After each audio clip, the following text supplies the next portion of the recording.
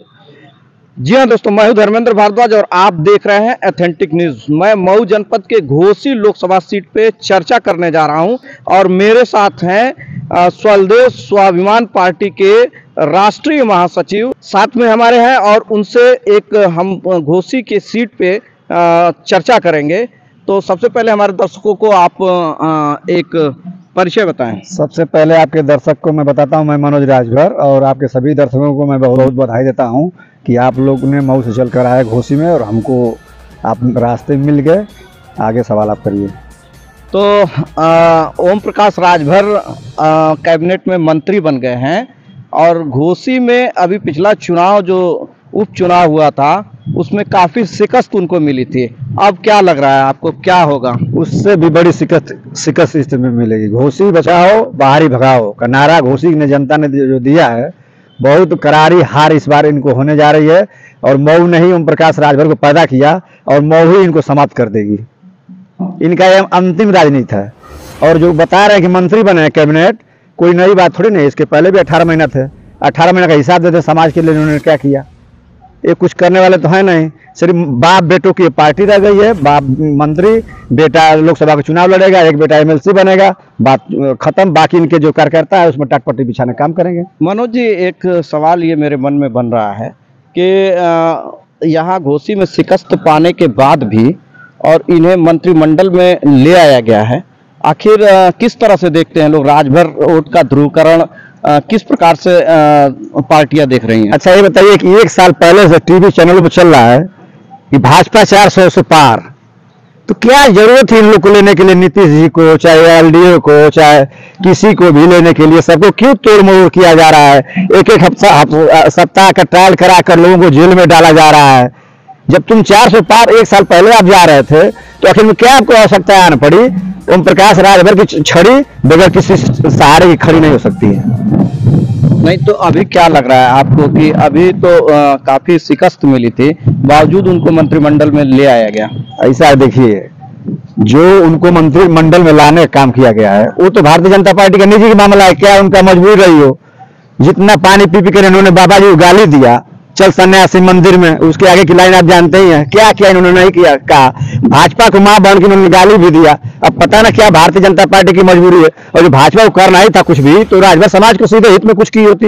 अब आचार संहिता नहीं लागू हुई है। अगर जो ओम प्रकाश राजभर मंत्री हुए मर्द हैं तो ST आरक्षण का जो मेरा मुद्दा है, हाईकोर्ट ने अभी डबल फटकार लगाई थी सरकार को, उत्तर प्रदेश सरकार को। लेकिन इन्होंने भेजने का काम नहीं किया। दिल्ली को भिजवा दें। जो मर्द है तो कहते थे कि सारा बंदी कराएंगे उत्तर प्रदेश से। मुद्दे भूल गए क्या? कहते थे 50% महिलाओं को आरक्षण देंगे।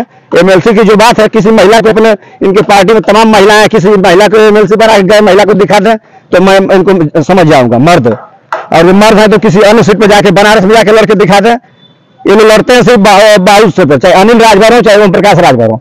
मर्द है तो किसी दूसरे सीट पर जाके लड़ो, वहां दूसरा कोई राजभर विधायक बन जाएगा तो 4 विधायक हो जाएंगे। ये लोग सिर्फ बाहु क्षेत्र देखकर जो घोषी में आया है, जो एक बार की याद है कि चंद्रदेव राजभर को जो हम लोग सांसद बनाए थे एक बार समाजवादी पार्टी से, तब इनकी चढ़ी हुई जवानी थी। यह चुनाव लड़े थे, अपना आंकड़ा निकाल के देख लें। यह चुनाव हार रहे हैं, खुद भारतीय जनता पार्टी के लोग इनको हराएंगे चुनाव। राजभर समाज इनके साथ नहीं है आज की डेट में।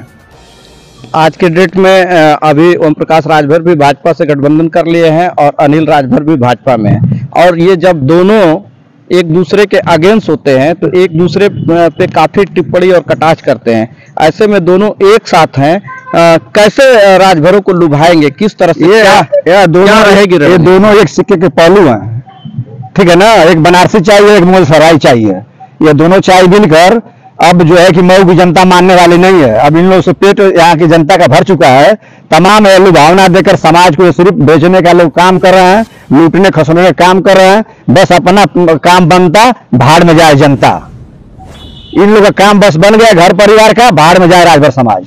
समाज के नाम पर गोलियां कर अब एक बहुत जटिल सा मुद्दा इसी घोसी लोकसभा में है। आप जाइएगा देखिएगा, एक बढ़िया गांव है, वहां पर बहुत बड़ा गेट बना हुआ है और सुहेलदेव जी की मूर्ति संपूर्ण रूप से बन चुकी है। घोड़े पर सवार है लेकिन मूड़ी उनकी नहीं है। वहां कुछ अराजक तत्व लगने नहीं दिया। ये लगवा दे, अभी आचार संहिता नहीं लगी है, जाके लगवाएं। चुनाव जीतने वाले नहीं, इनकी जमानत यहाँ से जब्त होने वाली है। दारा चौहान जी से भी हालत खराब यहाँ होगी। अभी दारा चौहान जी की कुछ हालत ठीक थी, लेकिन उससे भी बदतर हालत अरविंद राजभर की यहाँ होगी। अभी पिछले चुनाव में महेंद्र राजभर और आपकी पार्टी ने जो है मिलकर यहाँ काफ़ी परफॉर्मेंस किया और उसका परिणाम ये रहा कि यहाँ समाजवादी पार्टी यहाँ चुनाव जीत गई। तो उसको किस तरह से देखते हैं और क्या समाजवादी पार्टी महेंद्र राजभर को भी कई चुनाव लड़ाएगी? देखिए, हम लोग की अभी भी नई नई पार्टी है। यदि माननीय अखिलेश यादव जी एक आध सीट दे देते हैं तो चुनाव हम लोग लड़ेंगे, नहीं भी देते हैं तो स्वागत है। हम लोग समाजवादी पार्टी के साथ हैं। हमारा नया संगठन है, अभी हम लोग संगठन का रूप धार दे रहे थे, तब तक बीच में चुनाव आ गया। हमारी तैयारी तो 2027 ही चल रही थी, तब 2024 में चुनाव आ गया। यदि लड़ाते हैं तो हम लोग बिल्कुल लड़ेंगे चुनाव, कोई उसमें शक नहीं है। यदि ये तो पाले में चली गया है, ओम प्रकाश राजभर के पाले में ये सीट, तो आपको क्या लग रहा है कि कौन लड़ेगा? यहाँ से ओम प्रकाश राजभर लड़ेंगे या अरविंद राजभर? अब तो भाई अरविंद राजभर घोषणा वो कर चुके हैं। अरविंद राजभर कोई पहला चुनाव लड़ नहीं गया। लखनऊ जाने से राजभर समाज ने रोक दिया। दिल्ली तो बड़ी दूर है, और जो मिलेंगे तो उनसे बता दीजिएगा कि राजभर समाज ने बांसडी में, शिवपुर में 2 जगह इनका बेटा लड़ा। लखनऊ जाने से राजभर समाज ने रोका और दिल्ली जाने से घोषी रोकेगी। दिल्ली तो बहुत दूर है। तो पार्टी में और शीर्ष जो है नेता हैं, क्या उन्हें भी टिकट मिलना चाहिए? किस पार्टी में? भारतीय स्वदेव समाज पार्टी में। अब उनका मामला भैया, वो क्या टिकट देंगे किसी को? कभी एक अपने कार्यकर्ता को जब 17 टिकट पाए तो अपने एक कार्यकर्ता को लड़ाई भी नहीं किए। अब्बास अंसारी उनके कार्यकर्ता थे, हंसुराम उनके कार्यकर्ता थे, चाहे बेदीराम उनके कार्यकर्ता थे, चाहे महादेवा से जो थे उनके कार्यकर्ता थे, चाहे जो यहाँ से आजमगढ़ में एक सीट थी पलना सीट, क्या उनकी कार्यकर्ता थी, महिला हो, IAS की औरत थी। अरबों रुपया, करोड़ों रुपया लेकर फ्लैट लेकर इन्होंने सारा बेच दिया। एक ओम प्रकाश राजभर बता दें कि अपने कार्यकर्ता को जो जमीनी कार्यकर्ता जो 15 साल, 10 साल, 18 साल, 19 साल, 20 साल उनके साथ रहकर कदम से कदम मिलाकर स्कूटर से फॉर्च्यूनर तक पहुंचाया, यहाँ तक एक कार्यकर्ता को जो कहीं वो टिकट दी हो कभी जीवन में, आना देंगे, आना कभी देने वाले हैं वो। ये मनोज राजभर क्या द्वेष में बोल रहे हैं या ऐसा राजनीतिक लग रहा है कि राजनीति में ऐसा हो रहा है? देखिए, 22 साल से यह राजभर समाज को गुलिया कर थोक भाव में बेचने का यह काम करते हैं और सिर्फ परिवारवाद, वंशवाद में इनको जो मोतियाबिंद हो गया है, अब घोषी इनका ऑपरेशन करने जा रहा है। इनके मोतियाबिंद का ऑपरेशन करने जा रहा है। वंशवाद की पार्टी एक प्राइवेट लिमिटेड फर्म बनाकर सिर्फ लूट खसोट करना, जिस पर स्वदेश स्वाभिमान पार्टी अलीगढ़ का ताला लगा चुकी है। और इसके बाद इनकी राजनीति की पूरी समाप्त हो जाएगी। समाप्त के दौर पर चल रही है, अंतिम छोर पर इनका चल रहा है। दुनिया चांद और सितारे में बसने की बात करती है। आज भी मेरा राजभर समाज रोटी कपड़ा मकान नैतिक शिक्षा उत्थान के लिए तरस रहा है, और यह बाप बेटा स्कूटर से आए और कहां से कहां चले गए, और ये कार्यकर्ता वहीं अभी झंडे डंडे ढो रहे हैं। अरे कहां से कहां चले गए? ये तो डर के मारे गए हैं, इन पर भी ईडी लगी होती, ये डर गए हैं। मनोज जी, एक हमारा अंतिम सवाल है कि दारा सिंह चौहान और ओम प्रकाश राजभर, दारा सिंह चौहान यहाँ चुनाव लड़ रहे थे और ओम प्रकाश राजभर उनका सपोर्ट करके और यहाँ चुनाव लड़ा रहे थे।